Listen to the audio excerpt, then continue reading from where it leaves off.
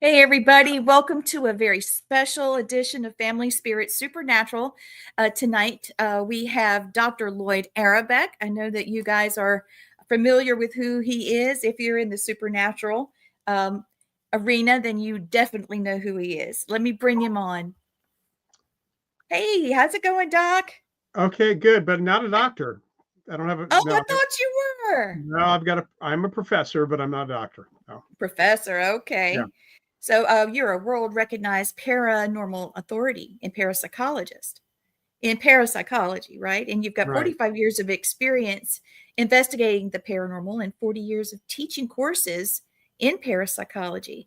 And you've appeared in thousands of media. I've seen you on TV so many times recently. They're re-airing everything of Well, yours. I'm in eternal reruns, I think.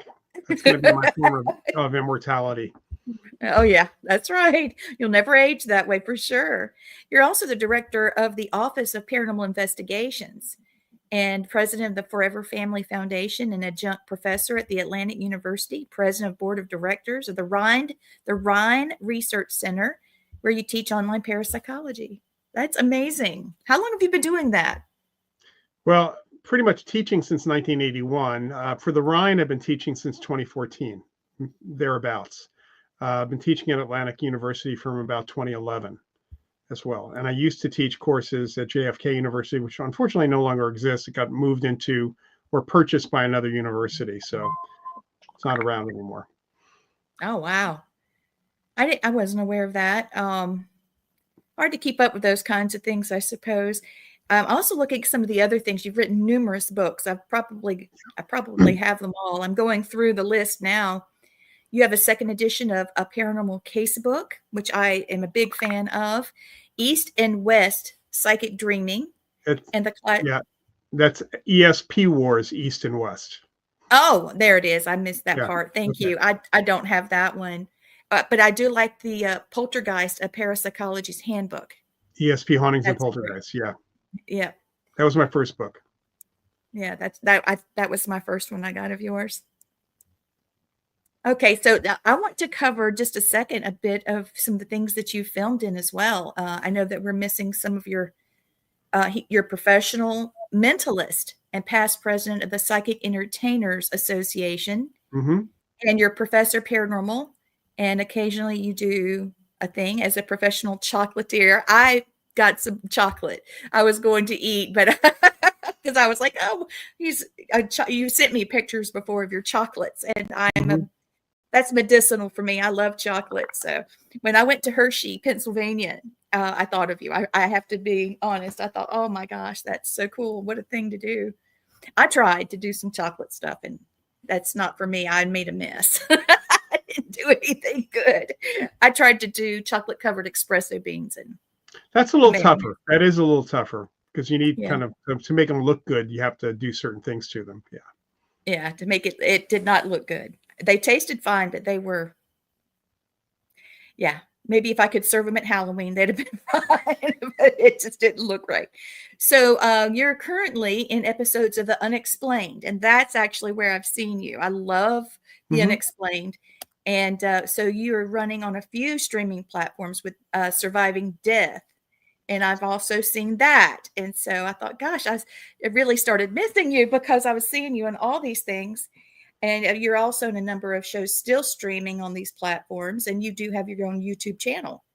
Yes. So, Yeah. I have a couple of YouTube channels. One has some TV appearances, but the one that I'm doing these days is an every other week Q&A, live Q&A called Ask Professor Paranormal. And that's the name of the oh channels. yeah, Yeah. I like that. That's not, and I bet you've had some really great questions.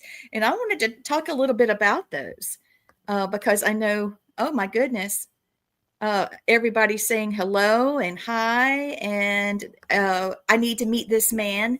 Yes, you do, and maybe we'll find a way for that to happen. I would love for you to come to one of our events. That would be awesome. I know everybody would enjoy meeting you here We because, can talk. Yeah. yeah, we could talk about that. So, I wanted to ask a little bit about there's probably some typical questions, but then there's also those that are exceptional that you've been asked over time. And I thought those would be a great place to start. Of course, I love talking about you and what you're studying, and we'll get that to the next part, but because you're always doing a project, and so I like to hear about those. Somewhat, yeah. When you do your question and answers, can you think of two questions that you get often that they're great questions, but well, on the Q&A, people tend to ask about obviously their own personal interests in psychic phenomena of different types. A lot of times I get asked about how to assess or analyze different types of evidence. And unlike the TV shows, we don't take things at face value. And the most important thing for any sort of investigation is getting the ghost story. I mean, getting the human experience, because frankly, none of the technology, no matter what the claims are, no technology detects ghosts. They may be able to interfere with it, but there's nothing you can design to detect a ghost or a haunting or anything else, because we just don't know what those things are made out of. So a lot of it is all about assessing the experiences people are having, including possibly with psychics, if you have them with you, and connecting that to unusual readings or anomalies in the equipment. Because if you just have anomalies, you just have anomalies. You don't have, doesn't say that's a ghost, could be anything. Right. That's right. one question. That's one question I've gotten. I mean, most of the time it's often about people's experiences, but I have one individual who kind of has asked a lot of questions about near-death experiences. So, which are cross-cultural, and there's a lot of more and more data on them. At the same time, folks who are coming at the brain from a materialist perspective are trying to explain them away as best they can.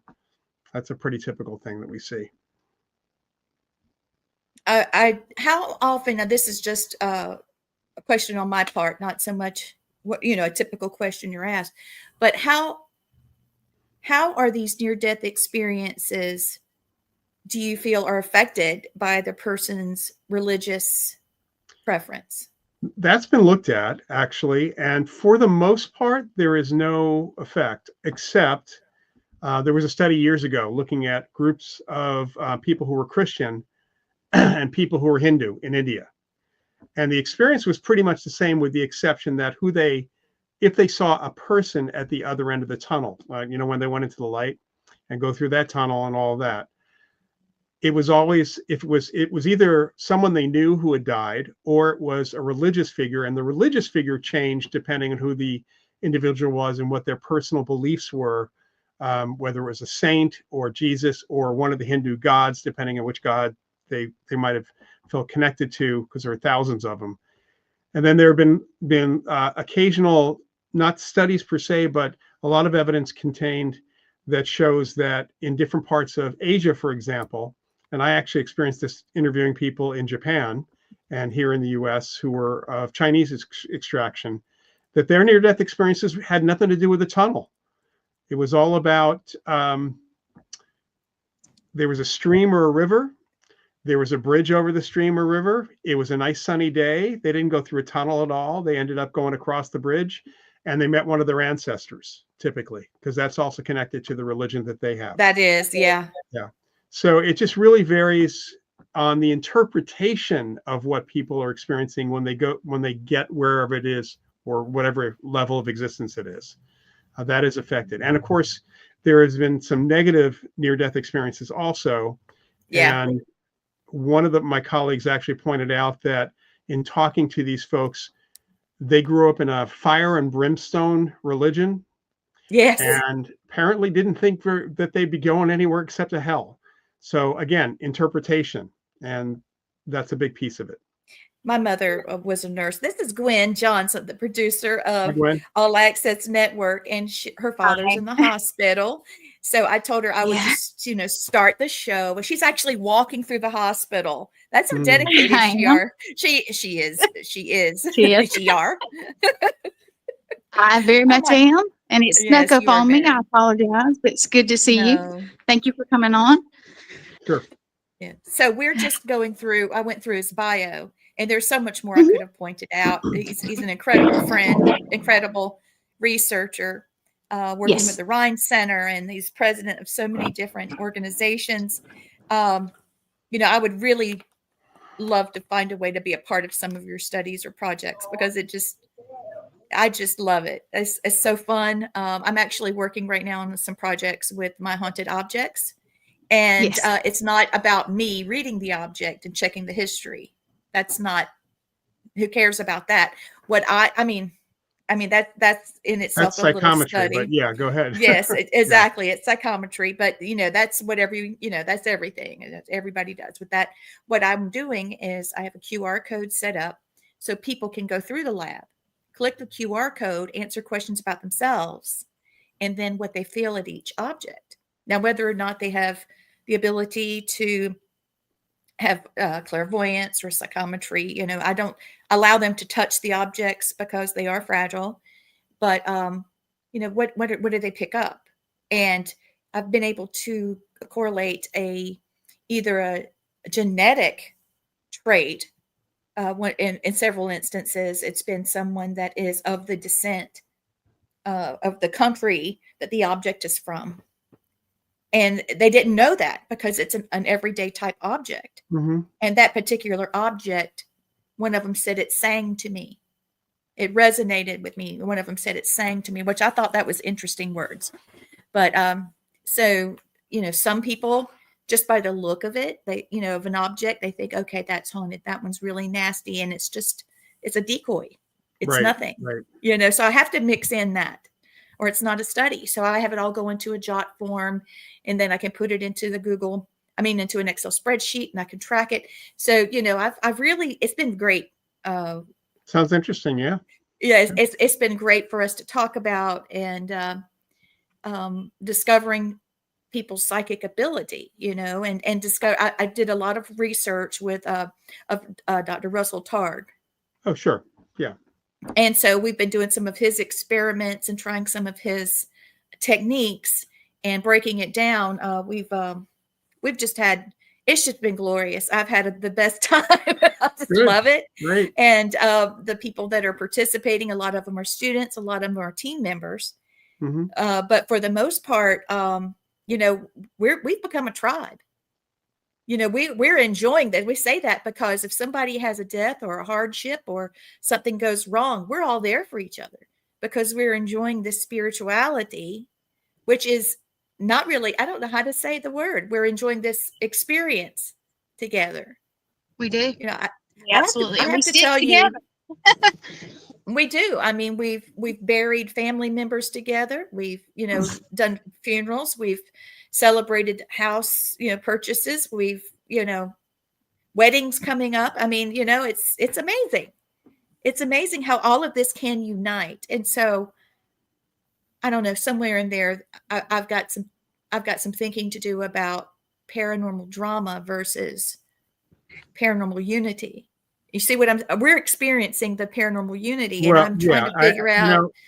The thing is that, we in parapsychology don't care about that. So honestly, it doesn't affect us at all directly. I certainly deal with a lot of ghost hunting groups or paranormal investigation groups, and that has become an issue. The reality is in science, you're going to have people who are not going to accept what you're talking about, and that's okay. I'm actually I'm co-teaching a course with a skeptic right now, but kind of a real skeptic, not the fake skeptics, the pseudo skeptics, right, who kind of attack everything that they see. And it really boils down to, why are you in it? Are you in it to solve mysteries, or are you in it just to get an experience? And are you what is the intention? Yeah, what's the intention? And the idea of unity, people are going to get along or not get along. That's going to happen no matter what. And it may have nothing to do with the paranormal at all. But if you are in it to understand, and you're in it to solve the mystery, to try to solve the mystery, to kind of gather that, you're going to be able to connect better with those people than the folks who are just in it for a thrill, or in which case, that's why they started their ghost hunting group, and that's why they're keeping a tight rein on certain places, and it becomes very territorial in so many different ways, unfortunately. Yeah, territorial. That's right. Yeah, it does. Well, that's interesting. My background is in philosophy, so I'm thinking about things in a little different perspective. Has an emphasis in parapsychology, but not so much. So I'm coming Well, from I a mean, little different.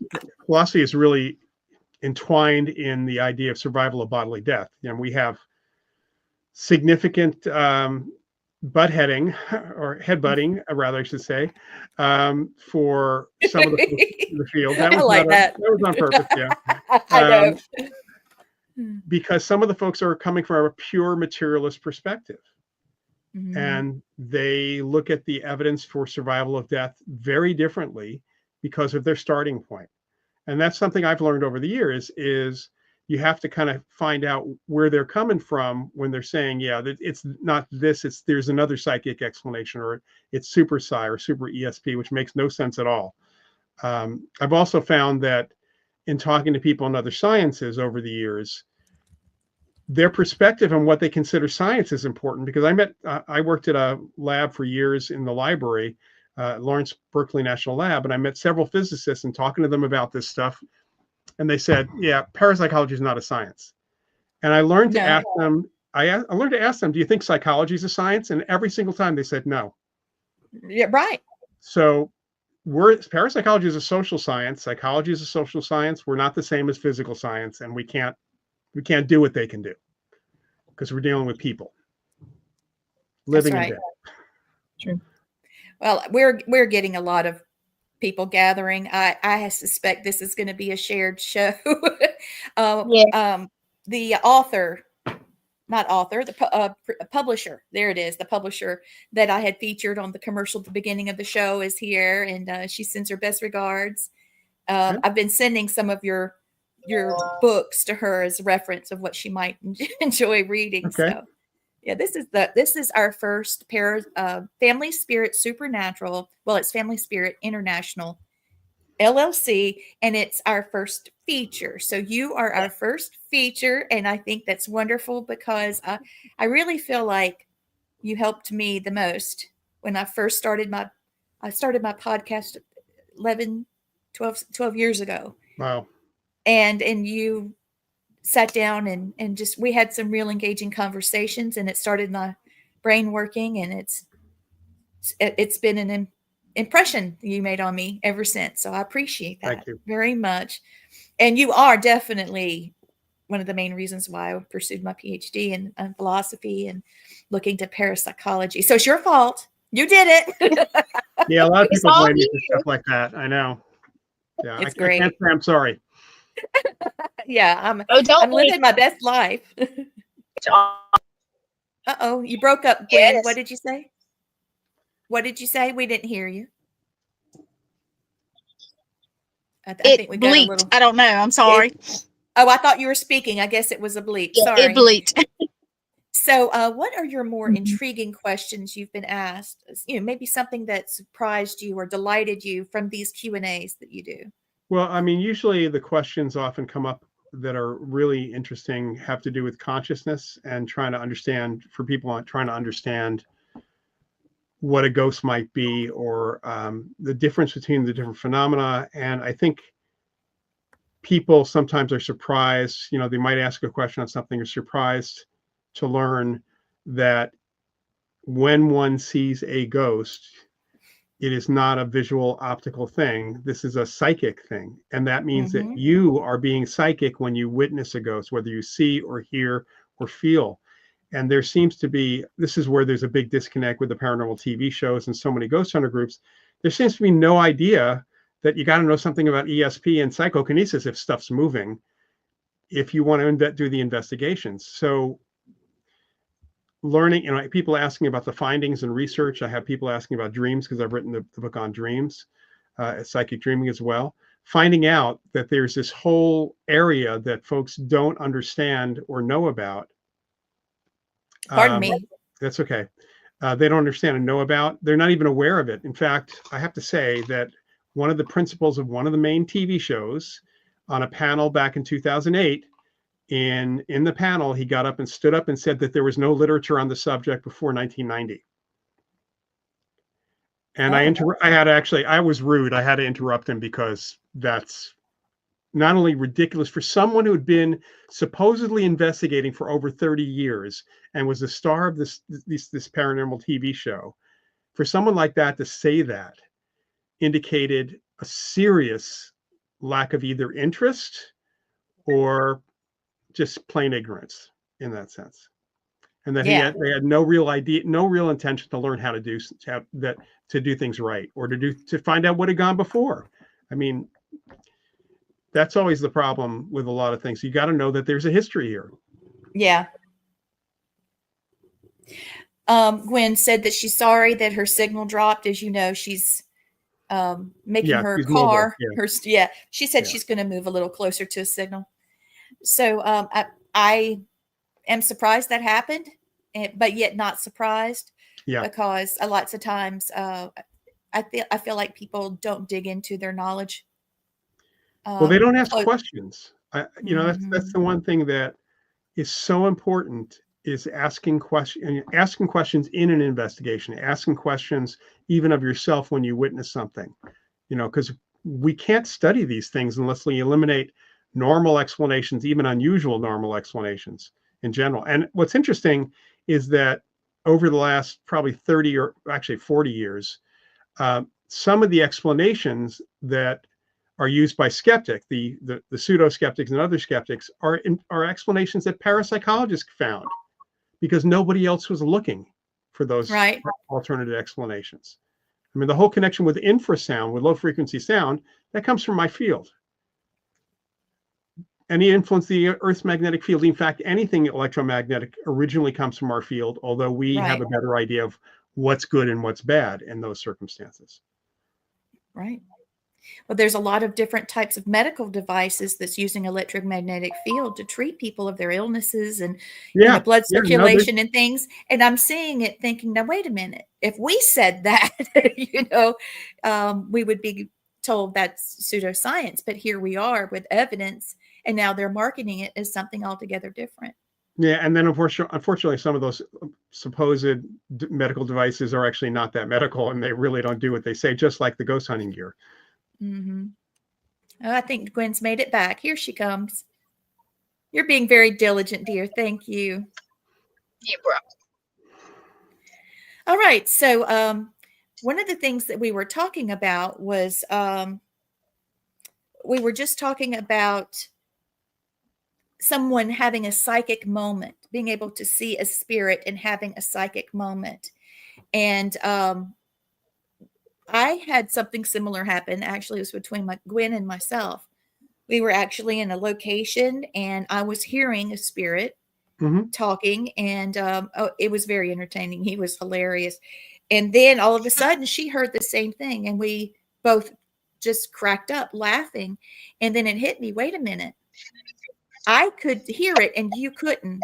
And then suddenly, in the next breath, we both could hear it. What happened?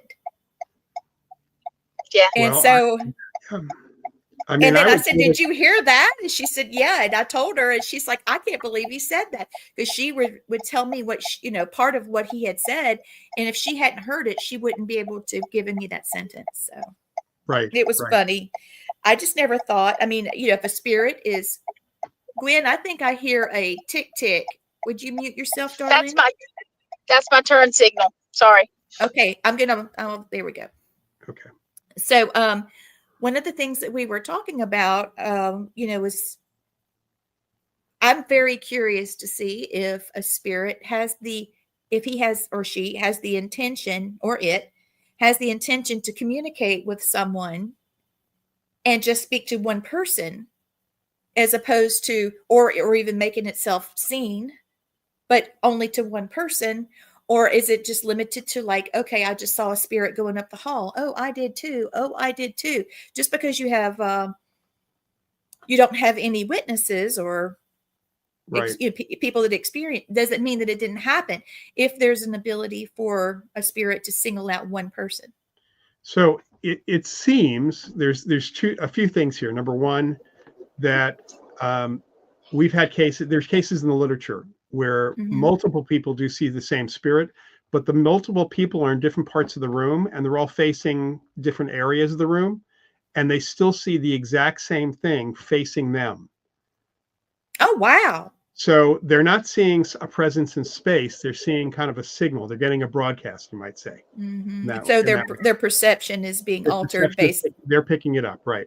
Wow, And then that's there are interesting. cases where some people hear you hear a voice, but instead of Gwen hearing the voice, she saw the figure, or somebody else smelled perfume or cologne. So we all process things differently. So it seems to be a combination that the entity, their consciousness, they have a self-image, they know what they look like. You have to think about, why do they have even clothes on if they're some sort of spirit body? Oh, yeah.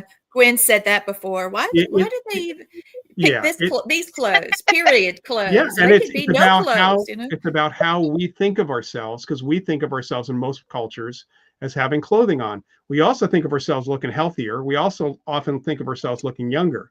And a lot of apparitions have seen it much kind of more in the prime of their life. So whatever I would, as the ghost, would be thinking of myself, which might include what I sound like, what I smell like, all those things, just part of my identity. Think of that as being broadcast. And those of us who are in the moment able to pick up the information psychically, pick it up. But there's also a possibility that the apparition really tries very hard to get to one person or to two people in that same way. It just really depends on the situation, the apparition, and our own perceptions, totally our own perceptions, and also biases. Because maybe everybody is actually hearing the ghost, but we can screen out sound, right? Real sound. Yes. What comes from a ghost is not sound, it is a message.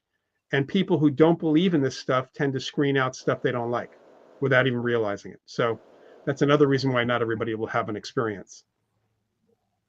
Well, we were talking about this yesterday. I'm sorry I interrupted, but we had just talked about this.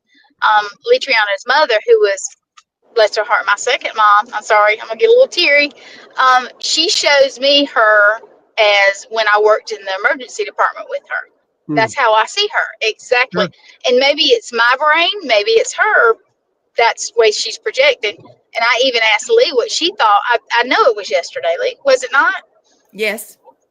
Yeah. So I mean, that's awesome. And when her grandfather was talking to her, it was almost like Charlie Brown's teacher. Why? I could hear something, and then all of a sudden, loud and clear, he made a joke, and my eyes got big, Lee's got big, and we both cracked up. It was hilarious.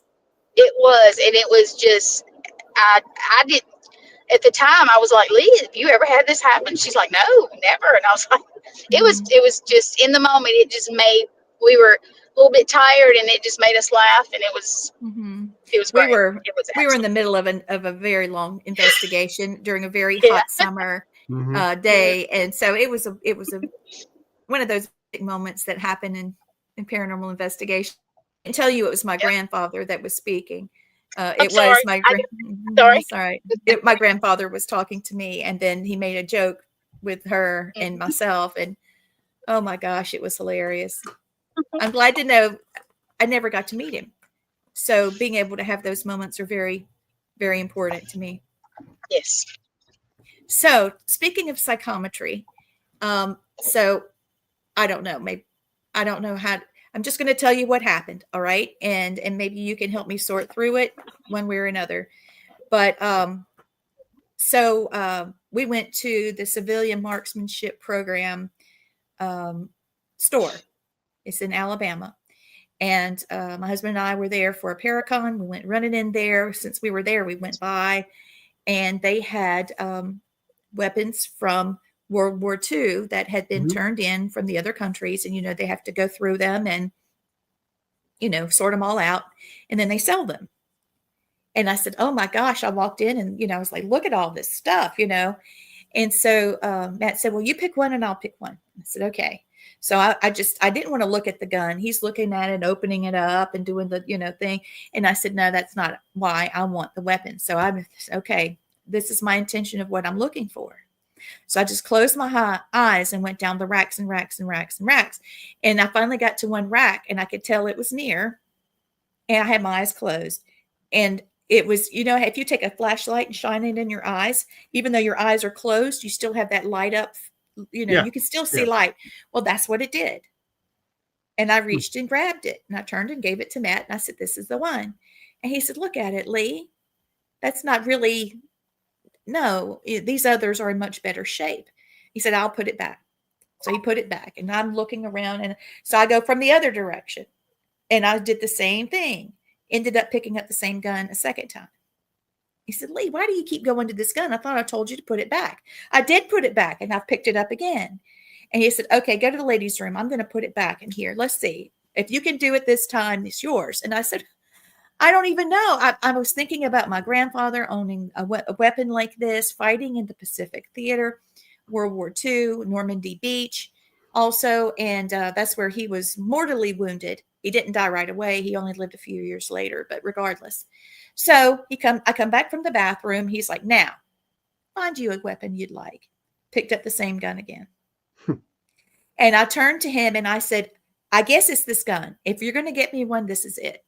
And he said, "Well, okay." And I said, "Too bad that we can't figure out," because the lady at the register now is watching, and she's gotten somebody else watching. I didn't even know it till I turned around. I had my eyes closed, right?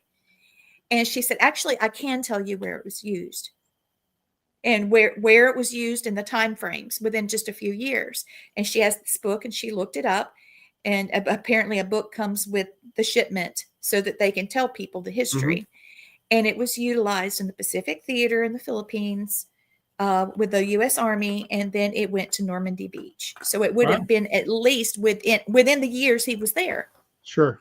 So that means that it would have at least been utilized during his time there. Maybe one of his guys used it. Maybe it was his. I don't know.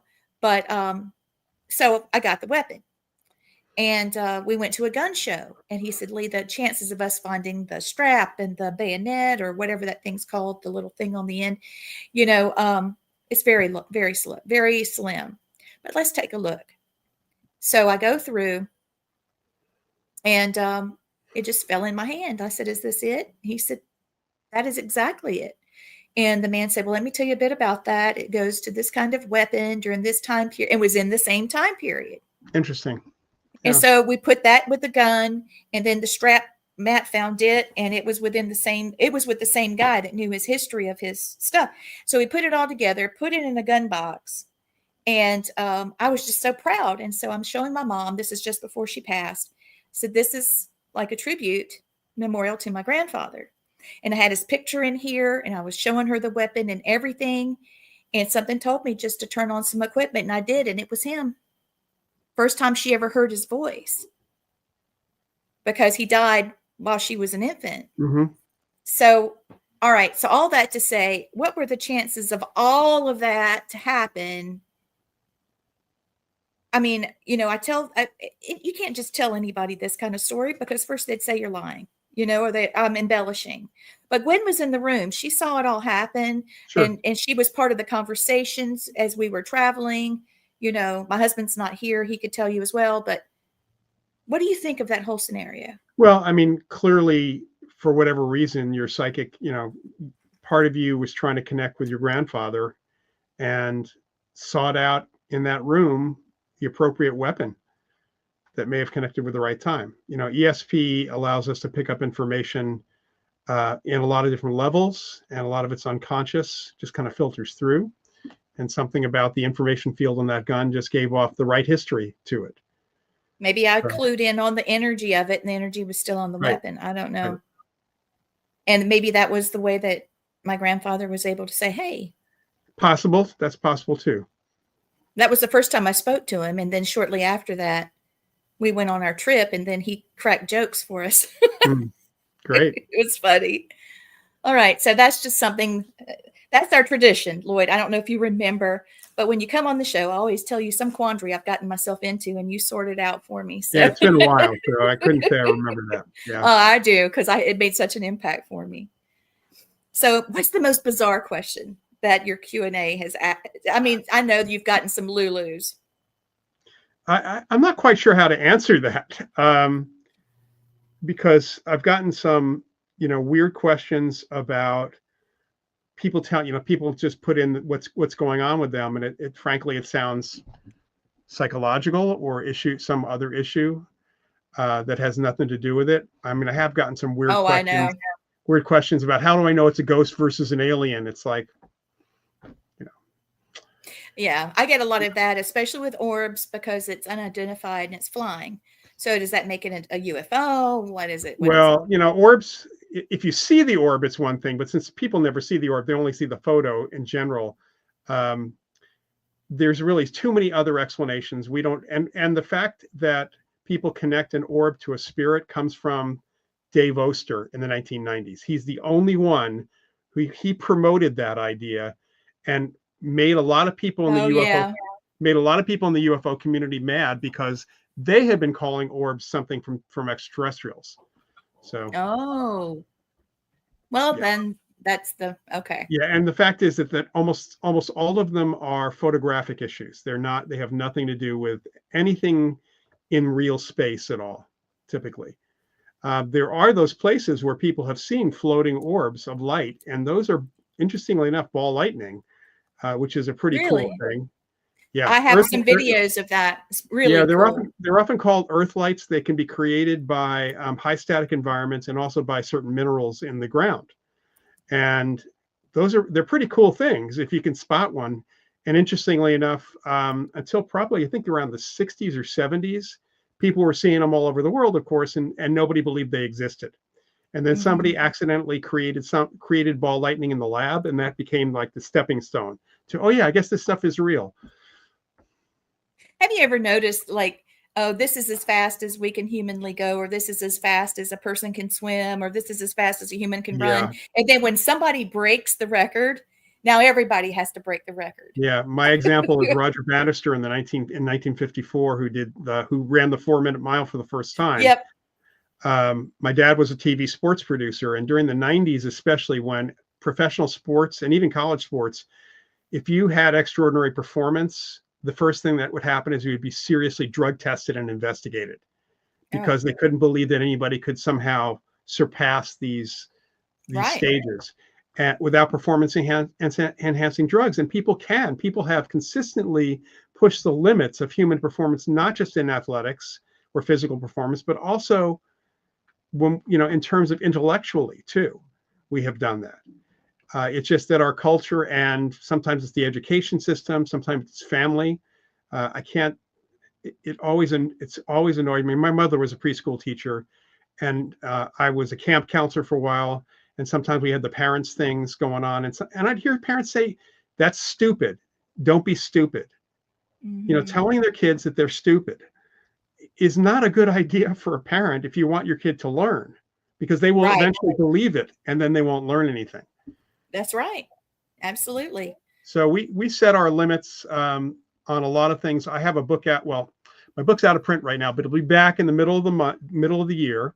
It's a book called Mind Over Matter, and all of this stuff is some of what's in that book, in fact. Oh, wow. That's good. I'd love to have you back so we could talk about the book, Mind Over Matter. Yep, it's been out for years. I had a version out in 1996, and then it went out of print. And then Llewellyn took the last printing out of print last year. So I'm going to get it reprinted this year. That'll be great. I like that. Mind Over Matter. That's something to think about. Speaking of something that's interesting and of quite the phenomena, poltergeist is often mislabeled, misunderstood. People think it's a demon almost every time. Yeah, that term, it's, first of all, I keep hearing some old terms brought up. People now are talking about egregores in the paranormal world. The term is actually thought form, and it's not the same as a Tibetan tulpa, but these are things we have thought about, projections of thought in that way. Poltergeist was a term that was coined first.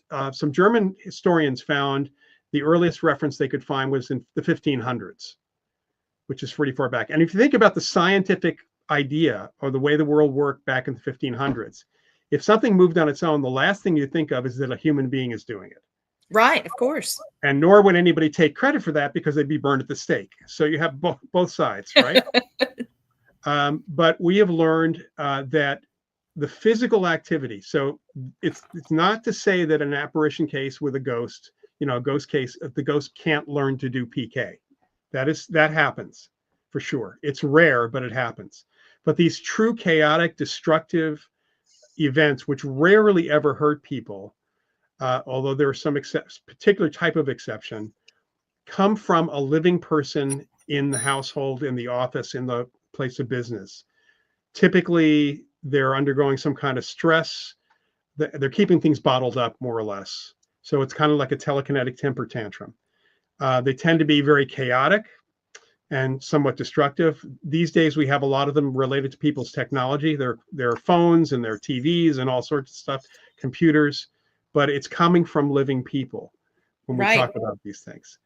And we've even had a few cases where we've been able to find who the person was and work with them so they could do it consciously for a little while. But it usually burns itself out, so to speak. Does it? Yeah. And there's also a percentage of cases that have to do with brain activity, specifically epilepsy or epileptic-like activity in the temporal lobes of the brain. Instead of being stress, it's kind of brain stress in that way. Okay. Now that makes sense. I did have a case of that. Gwen, this was before you started investigating, before we started hanging out. We were called by a family. Oh, it was way in Georgia. It was a 7-hour ride. Yeah, it was a lot. I was like, are we there yet? Are we there yet? That was going crazy. And they said that there was something scratching the bed back headboard of the child's bed, and scratches on the floor. So they just knew it was a hellhound, and banging doors and all kinds of stuff like that, banging on the kitchen cabinets and all this. And I'm like, let's see what's going on. Because I was really on a path for extreme cases. I really wanted to. So I was working with a demonologist, and several of us that were, we each had our role. So I'm not going to go into all that because that's relevant. But so I'm there and we're trying to go through it. We're able to discover there was a shortage in their HVAC system where part of the electricity that was run to it was being grounded out on one of the air conditioning heat and vents that could have caused a fire. It was very serious. And it was taking that type of energy through into the kitchen. And so we thought maybe there were some hallucinations, maybe even illness going on from that. And so we reported it to them. They reported it to the landlord. And once it was fixed, we thought that would be part of the problem. But there was a young lady that was there. The family that called us there was out of town, which I found that to be anyway. Because that means how do you answer their questions if how do you investigate if the principal people aren't there? Yeah, exactly. And so we came 7 hours, and we're here with someone that's not even part of so you get my frustration. Yeah. And as long as she would come into the room, and the kitchen doors the cabinet doors would bang, bang, bang, bang, bang. And I was sitting in the living room, and they had a little kitten. And they had it's completely glass, and I guess it would be some type of clear plastic coffee table. So the legs were see-through. The whole point of this, it's clear. You can see through it. My husband just came in. He's coming in from drill. He's been gone doing the military thing. So he's coming in part of this, but he was there. So I bring it up. So here I am. My husband was there. I'm there. The demonologist there, the other members. And I was sitting down in the living room. We were all getting together to talk about what we'd experienced so far. And I had a K2 meter, voice recorder, different types of equipment on that clear table. And the kitten was up underneath the table playing in the legs. And the K2 meter slowly started to spin. Just like Twister, like you flip the thing and it goes around, just started spinning. And I looked, and the girl, and then the cabinet doors behind me, and the demonologist popped up, and the other guy was getting on edge, and I said, nobody would believe this, because I had my camera on the table, the kitten's underneath it, so you can see that there's no way I could have had electronic something or other under there to falsify this information. And I just went over to her and put my hand on her back, like to comfort her. And when I did, it stopped, all of it. And that's when, I found out about her abuse, drug abuse at that, hardship, the whole emotional powder keg, as you would say. And, the family called, no, it's a demon. No, it's a demon. And I'm like, look, she's going to get counseling. We're going to figure this out. And just as sure as she was able to make a breakthrough in her counseling, all of it stopped. Of course. Yeah. Is that typical then? Yeah. Fortunately, most of the cases, poltergeist cases I've gotten, they don't, insist it's a demon in those cases. Oh, they were sure it was a demon. Well, and the scratches on the bed, the scratches was a cat. The cat. Well, it's just like, there are poltergeist cases where people get bruising and even scratches on themselves. Yes, and I got them. I got them from her. We can do that to ourselves. Mm-hmm. In a lot of different ways, especially the bruising can happen because of muscle tightening when you're sleeping. But I definitely had cases where, in fact, I had a case early on where the woman said she was being choked by something and she had an attack right in front of us. There was nothing there. The other person with me was very, very psychic and didn't pick anything up. Her throat bulged out like a bullfrog's. You saw four finger depressions on one side and one on the other. And it stopped when I yelled at it, which I thought, okay, if there are such things as demons and this is a demon, they're afraid of a parapsychologist. That's a good thing. But it turned out when we really did some more questioning with her and her mother, she was in her late 30s. It all was a psychological issue that had to do with her recovered memories of her late father abusing her as a child. So it was something that triggered that. We even figured out what the trigger was that caused the start of all this activity, which was something psychological, again, very, very much in the environment. So it's a matter of when people say they're being attacked, they may be, but it may be their own unconscious that's doing that to say something. So we have to figure out what do these things mean? What's actually happening here? That's true.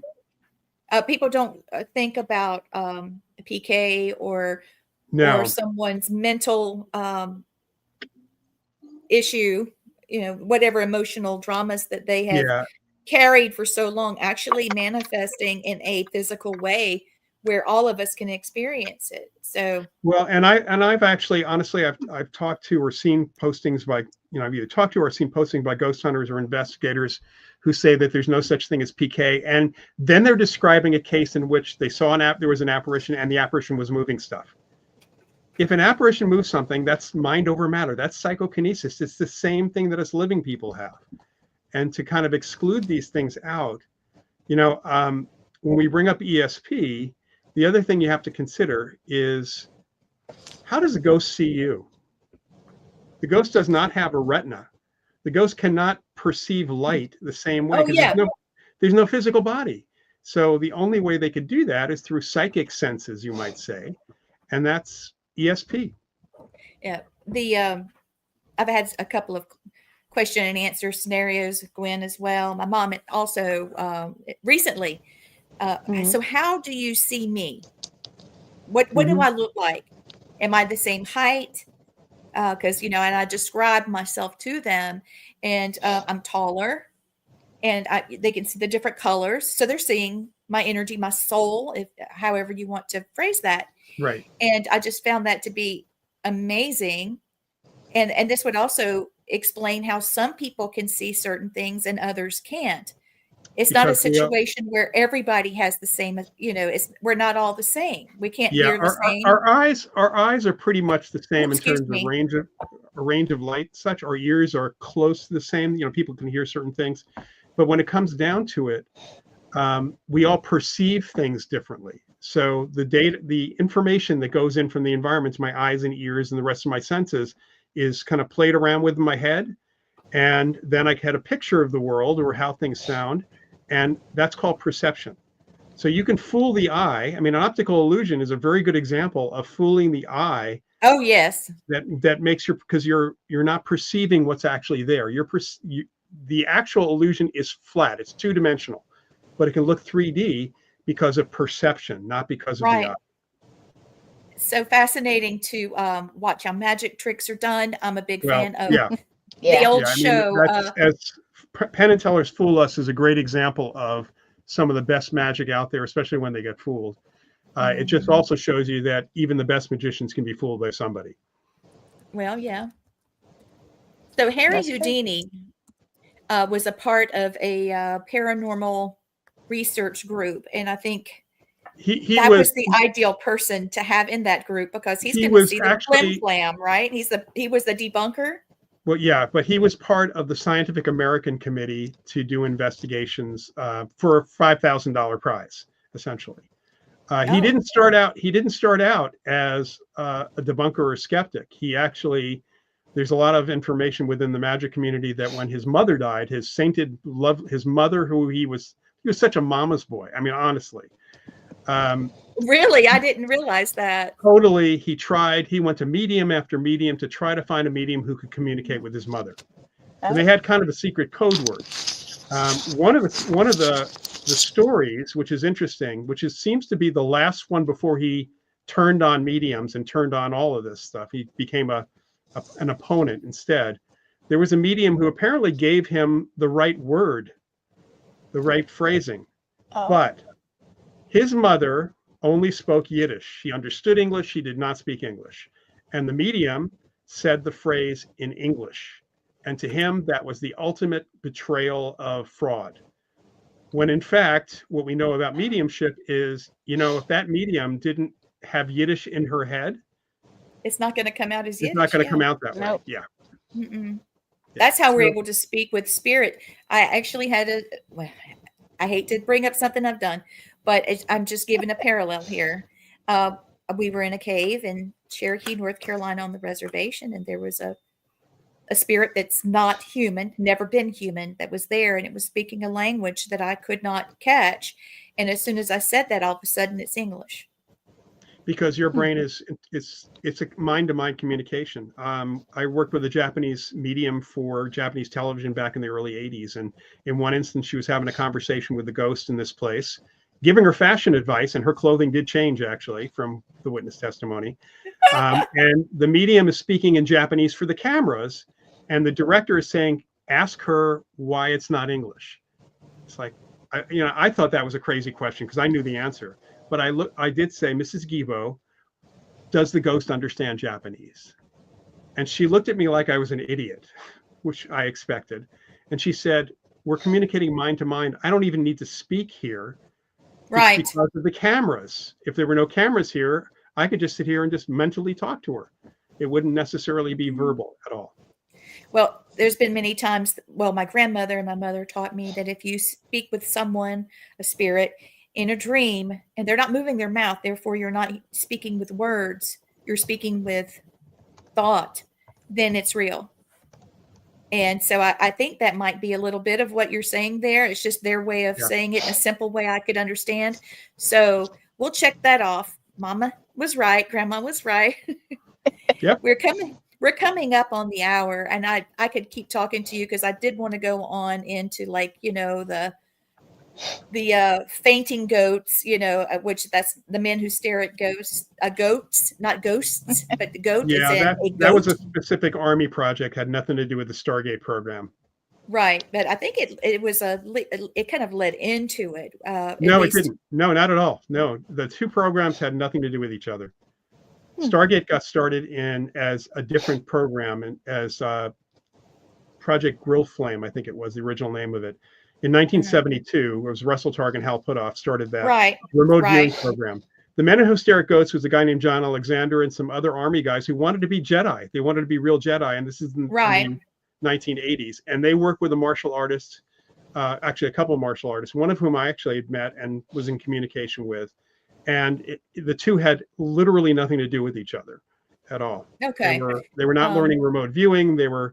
And in fact, they were learning things like the Kung Fu traditional death touch. It's called the dim mak. Yes, I've been looking at that. Yeah. Yes. So Guy Savelli, who was one of the instructors, he had worked with us at the American Society for Psychical Research, and I worked with him when he came out to JFK University. He was teaching them this, And he actually sent me photos, which I threw them out because they were so gross. They had basically tried the dim mak on a couple of goats, and when they did the autopsy on the goats, they cut them open. Their insides were pulped. Oh They my were just like God. destroyed.